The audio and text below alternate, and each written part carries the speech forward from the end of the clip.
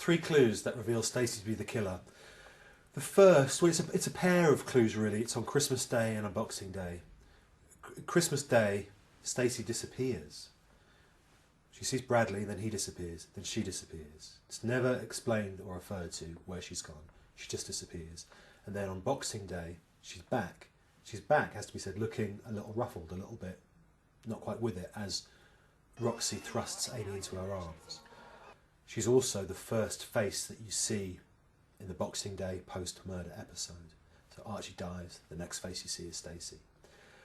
The second clue that is not in the show but around the show is that when we did the trail for Christmas Day, Stacey's the first face you see. Is that a clue, or is that just a kind of quirk of fate? I don't know. I say it's a clue. And the third clue, well, I think this is the most telling actually, is that when we get to Archie's funeral, there's only one character who's still sufficiently angry at Archie to spit on his grave, and that's Stacey Slater. Lacey was apprehensive because she'd been asked to come and see me half an hour before the live episode, and she had an idea what that would mean.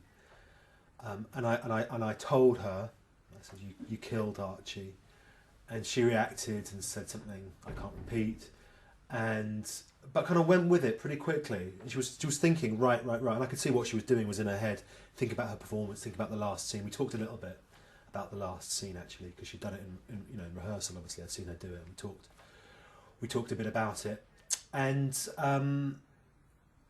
the other thing we talked over the weeks about the possibility of her being the killer. So it wasn't like the first time that she ever thought about it, and she went out and did it. And I have to say that given that it was an hour from me telling her to her giving that amazing performance, that delivery, that final scene, I'm just in awe of her. I think she's brilliant. It wasn't totally fair me doing this with the actors where I didn't tell them until quite late. Bless them, they all went with it, and she absolutely nailed it and delivered. I'm really proud of her. I took 4 people into the room. I took Lacey into the room first because I wanted her the most time to think about it. I took Jake Wood, who plays Max, into the room because he needed to know that he wasn't the killer, but B, he was going to be in the final scene supporting Lacey. I said to them both individually, talk to each other about it perhaps, but don't talk to anyone else.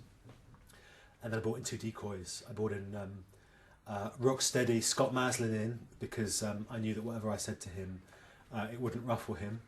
And that was lovely. We just had a funny little chat. And I brought in Neil McDermott, Ryan, in as well, because we talked the other day and he told me he didn't have that much to do in the episode, so he wouldn't be that nervous beforehand. So I thought, well, I can use him as a decoy as well, because I knew that some people had clocked that I'd gone into this room and I didn't want everyone to work out exactly what was going on and be completely clear based on who was going in and out of it, what exactly was going on inside.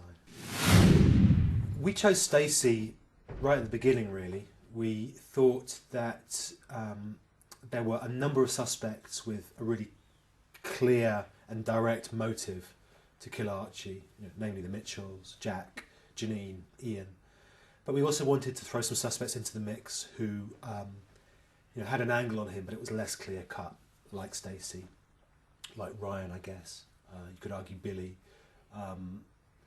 And so we worked quite hard to draw attention away from her. But then in recent weeks, as the story went on, we realised if we drew too much attention away from her, then it would become too apparent that that's what we were doing. So that's why, as the story went on, we had her do things like spit on Archie's grave, just so that it wasn't so clear that we were looking the other way.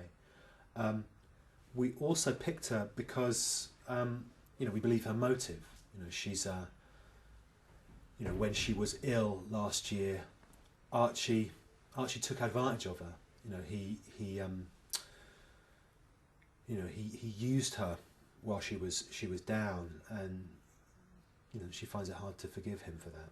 I don't think she meant to kill him, and I think it was a spontaneous act from her. I can believe her wanting to hurt him. I can't really believe her wanting to kill him. And we thought that in the long term, she's such a great character, such a great actress. It would be a really interesting thing to play with her.